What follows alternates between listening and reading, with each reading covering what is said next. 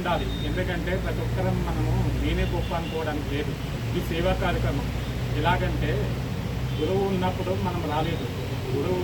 గురువు మనకు స్వర్గస్థులైనాక నేను ఇక్కడ నేను వచ్చి 5 నెలలు అవుతుంది. కానీ మీకు ఒక విషయం చెప్తాను ఏంటంటే, సప్త ఋషులు మన లోపలనే ఉంటారు. ఆ 7 విధాలుగా మనమే ప్రవర్తిస్తుంటాం. ఇది మొత్తం తగ్గించుకోవడానికి 7 రోజులు చేస్తున్న సేవ మనం చేసుకుంటున్నాం. ఎవరి కోసం చేస్తలేము. ఈ సేవ చేసుకోవడం మన కోసం మనం చేసుకుంటున్నాం.